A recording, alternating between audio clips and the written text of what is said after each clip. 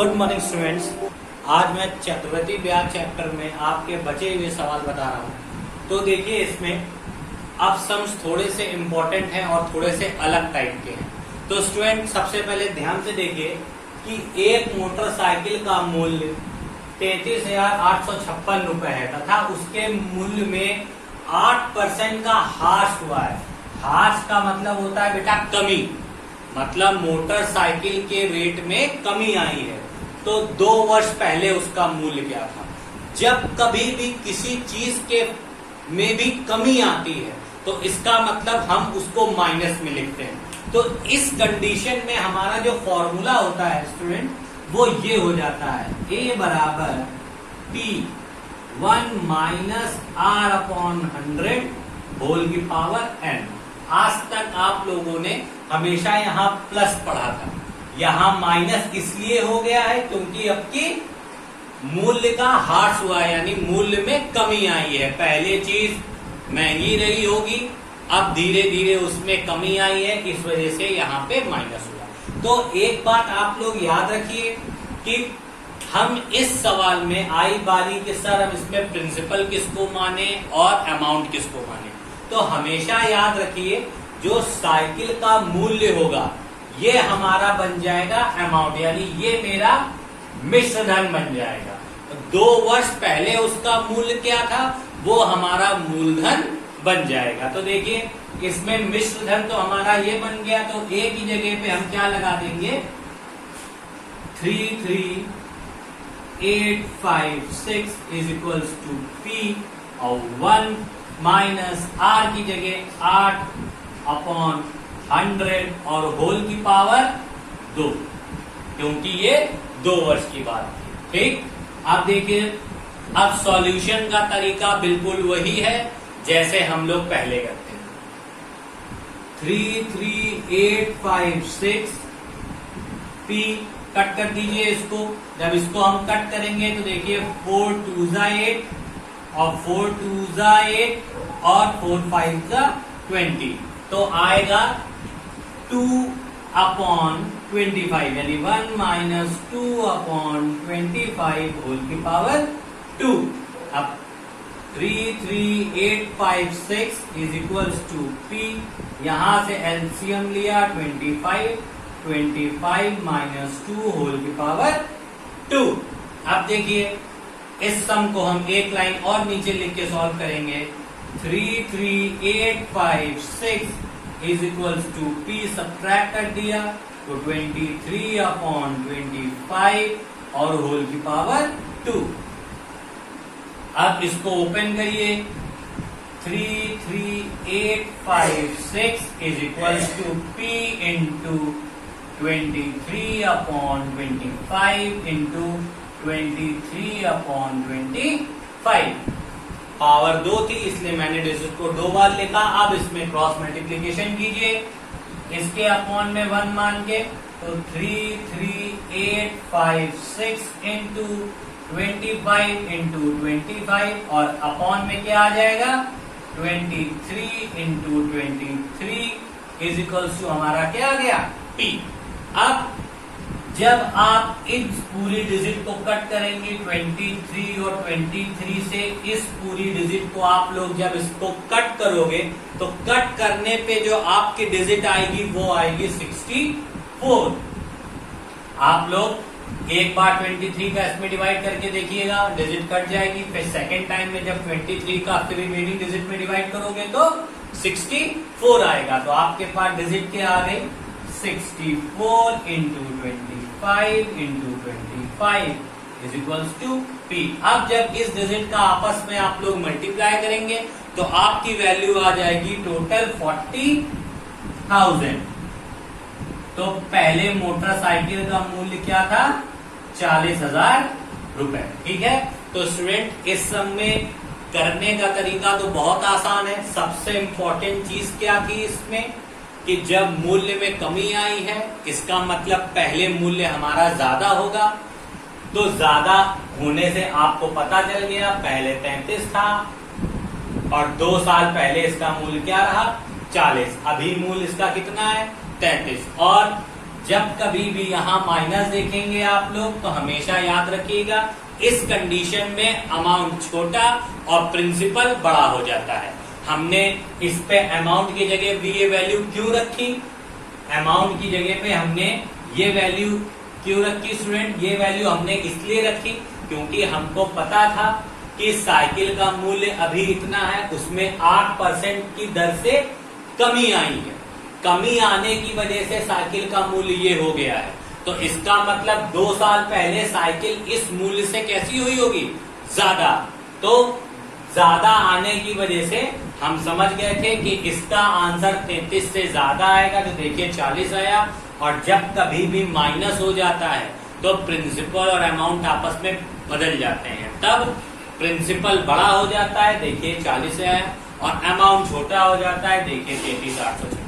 तो स्टूडेंट इस सम को नोट कर लीजिए और अपने माइंड में मेरी बात को बैठा लीजिए। इसी टाइप का दूसरा सम मैं आपको बताने जा रहा हूं।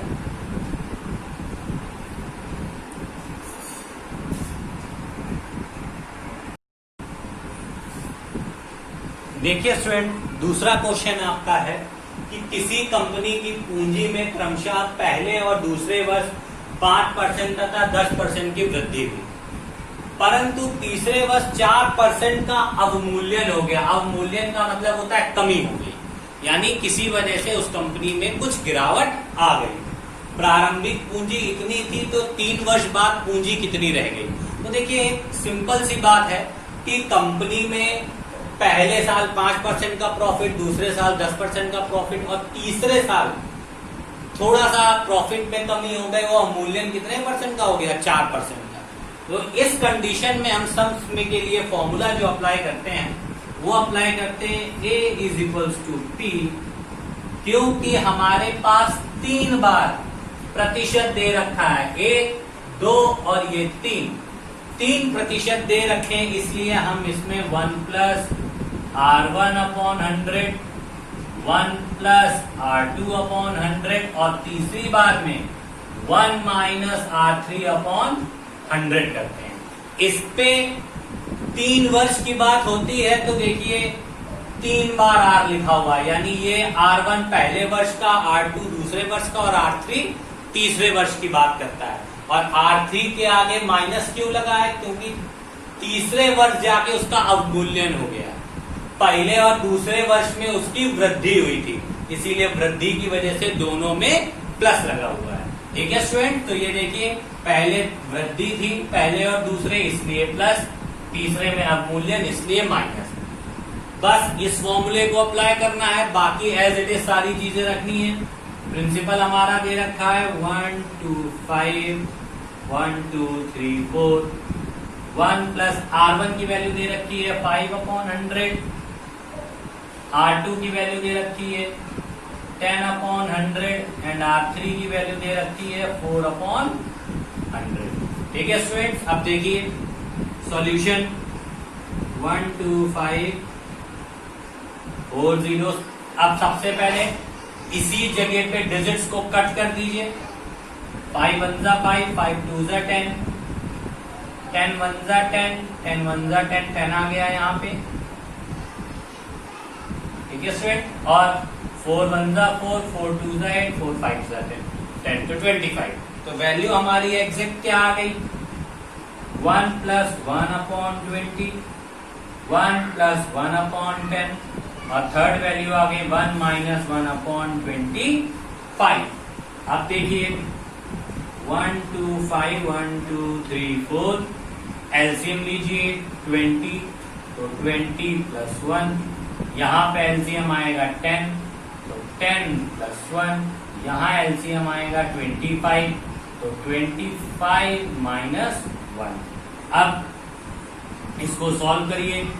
1 2 5 1 2 3 4, 21/20, 11/10, 24/25। तो ये हमारी पूरी आ गई डिजिट। अब इसको मैं इस साइड सॉल्व कर रहा हूं, देखिए कैसे।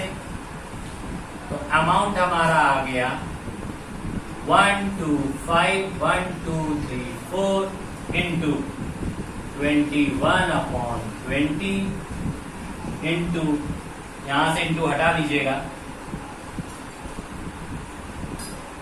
Into 11/10 and into 24/25।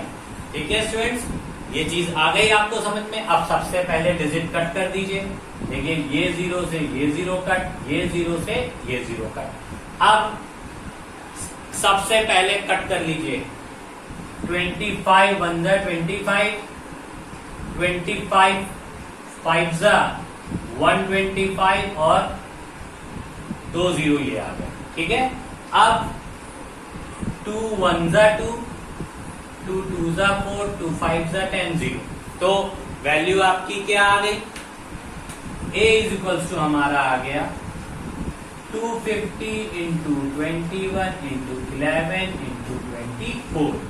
इन सारी डिजिट्स का जब आप आपस में मल्टीप्लाई करेंगे तो आपका आंसर आएगा 1386000। 1386123। तो ये आपका अमाउंट हो गया और यही आपका आंसर हो गया। तो स्टूडेंट इस सम्स में कुछ नहीं था, केवल एक नए फॉर्मूले का यूज करना था जो मैंने आपको बताया, और वो फॉर्मूला मैंने ये लगाया। इस पे जब कभी भी आपको 3 बार या 4 बार परसेंट दिख जाए तो इस फॉर्मूले को अप्लाई करिए। जब वृद्धि हो तो प्लस में लिखिए, और जब कभी भी वृद्धि ना हो, अवमूल्यन हो जाए या कमी लिख के आ जाए तो वहां पे माइनस कर दीजिए। बाकी सम को सॉल्व करने का प्रोसेस हर सम में इक्वल ही होता है। तो स्टूडेंट इस सम को भी नोट कर लीजिए। अब एक सम आपको और बताएंगे और इसी के साथ ये आपकी एक्सरसाइज खत्म हो जाएगी। तो स्टूडेंट इस सम को नोट कर लीजिए और 3rd नंबर सम्स देखिए।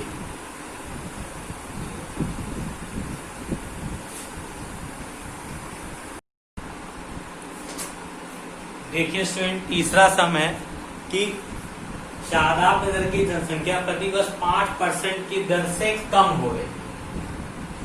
उस नगर की वर्तमान जनसंख्या ये है, तो 3 वर्ष पहले उसकी जनसंख्या क्या थी? तो देखिए जब कम हो रही है तो कम होने पे हमारा एक ही फॉर्मूला होता है, वो होता है A is equals to P1 minus R/100 की पावर n। ये माइनस इंडिकेट करता है कि कुछ ना कुछ कमी हो रही है। ठीक, अब बारी आई कि हम इसको अमाउंट समझे या प्रिंसिपल। तो एक बात याद रखिएगा, जब कभी भी कमी हो जाती है कभी भी किसी चीज में, तो इस कंडीशन में बड़ा अमाउंट प्रिंसिपल हो जाता है और अमाउंट जो हमारा होता है वो छोटा हो जाता है। यानी बड़ी संख्या हमारी प्रिंसिपल बन जाती है और छोटी संख्या हमारा अमाउंट यानी मिश्र धन बन जाता है। बल्कि हर सवाल में हम जानते हैं कि मिश्र धन बड़ा होता है और मूलधन छोटा। पर अगर कभी कमी हो जाने लगती है तो इस कंडीशन में हमारा मिश्र धन छोटा हो जाता है और मूलधन बड़ा। अब हम छोटा बड़ा कैसे समझेंगे? हमें पता है कि जनसंख्या प्रतिवर्ष 5% की दर से कम हो रही है। इस समय उसकी जनसंख्या ये है, तो 3 वर्ष पहले इससे ज्यादा ही रही होगी, तभी आज उसकी जनसंख्या कम है। तो हमको ये पता है जो हमारा आंसर आएगा वो इस संख्या से बड़ा आएगा, तो वो मेरा क्या बनेगा? प्रिंसिपल। क्योंकि जब कमी होती है तो बड़ी संख्या प्रिंसिपल बनती है, यानी बड़ी संख्या मूलधन बनती है और छोटी संख्या मिश्रधन बन जाती है। तो ये छोटी है इसलिए ये मिश्रधन बन जाएगी। तो मिश्रधन की जगह हम क्या लिखेंगे? 171475 is equals to P1 minus R की जगह पे 5/100 होल की पावर 3। अब सबसे पहले इसमें कट कर दीजिए। कट कैसे करेंगे? 5 1 जा 5, 5 2 जा 10 और 0। तो क्या वैल्यू आई आपकी? 171475। 171475 इज इक्वल्स टू P। यहाँ पे वैल्यू आपकी आ गई 1 माइनस 1/20 होल की पावर 3। तो 171475 is equals to P। LCM लिया 20, तो 20 माइनस 1 होल की पावर 3। अब देखिए इसी लाइन में एक और लाइन कर लीजिए solve. 171475 P into 20 minus 1 19/20 whole की पावर 3। अब सम को इस साइड करिए, 171,475 is equals to P into 19/20, 19/20 into 19/20। 9 power 3 लगी थी, इसलिए डिजिट को मैंने 3 टाइम्स लिखा। अब इसके अपॉन में 1 मान के क्रॉस मल्टीप्लीकेशन कर दीजिए, तो क्या आएगी डिजिट 171,475 इंटू 20 इंटू 20 इंटू 20। ये सारी 20 वाली डिजिट ऊपर चली जाएगी और 19 वाली सारी डिजिट हमारी नीचे आ जाएगी। इक्वल्स टू के उधर केवल क्या बचेगा, P। अब देखिए मैं इसमें डिवाइड करके आपको दिखा दे रहा हूं कि डिवीजन कैसे करते हैं। ध्यान से डिवीजन को देखिए, 171,475 का 171,475 विच इज डिवाइडेड बाय 19, तो 19 9 171 कट हो गए डिजिट। अब नोट डाउन किया 4 से डिवाइड होगा नहीं तो 0 लगाया और लिखा 7, 19 2 38, 7 सब्ट्रैक्ट नहीं होगा, कैरी लिया, 17 में से 8 गया 9। अब नोट डाउन किया 5, तो 19 5 95 कट हो गया, तो वैल्यू क्या आ गई 9025। 19 1 19 और पूरी डिजिट को जब कट किया तो 9025 आ गया। अब इस 19 से फिर 9025 को कट करिए, तो देखिए 19 से जब 9025 को कट करते हैं, 9025 डिवाइडेड बाय 19, तो 19 4 76 बचा कितना 4, और यहाँ हमारा बचा अब नोट डाउन किया 2। तो अब ये देखिए कितनी बार जाएगा, 19 5 95, 19 6 102, 19 7 तो 19 7 कितना होता है, देखिए 17 होता है, 9 7 63, कैरी 6, 7 7 और 6 13, 133। तो ये 7 टाइम जाएगा, 7 टाइम गया 133, सब्ट्रैक्ट किया, यहाँ आ गया 12 में से 3 गया, फिर से बचा 9 और उतारा 5, 19 5 95। तो कितना आ गया सेकंड टाइम कट करने के बाद 475। तो 19 1 19 और यहाँ कट किया 475। ठीक, अब एक 19 और बचा, एक 19 और कट करने के लिए हम फिर से डिवाइड करेंगे, तो देखिए कैसे 19 1 19, 19 2 36। ठीक है, अब हम इसको भी हम आपको इस साइड में दिखा दे रहे हैं, 475 डिवाइडेड बाय 19, 19 2 38, कैरी लिया 9 बचा, 5 19 5 95 कट हो गया, तो क्या आ गया ये 25। तो यहाँ पे भी कितना आ गया 25। तो आपकी वैल्यू क्या आई हमारी 25 इंटू 20 इंटू 20 इंटू 20, यानी 25 into 20 into 20 into 20 is equals to T। Multiply कीजिए 25 इंटू 2 2 4 2 8 1 2 3 0, और जब आपस में मल्टीप्लाई करेंगे तो 25 8 200 और 1 2 3।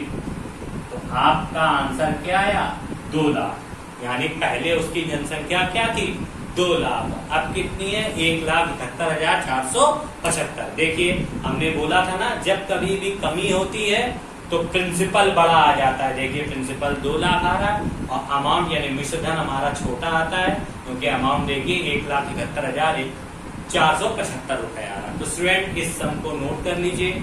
सॉल्यूशन मैंने जिस तरीके से इस सम को कट किया है, हर सम में आपको इसी तरीके से कटिंग करनी है और इसी तरीके से सम को सॉल्व करना है। स्टूडेंट आपका ये इंपॉर्टेंट सम है जो मैंने आज बता दिए हैं। आज से आपकी एक्सरसाइज 10B कंप्लीट हो गई है और अब आप इस तरीके के सभी सम्स को कर सकते हैं। मैंने इस एक्सरसाइज के मैक्सिमम सम्स को बता दिया है। तो ओके स्टूडेंट, इसलिए अब thank you and have a nice day.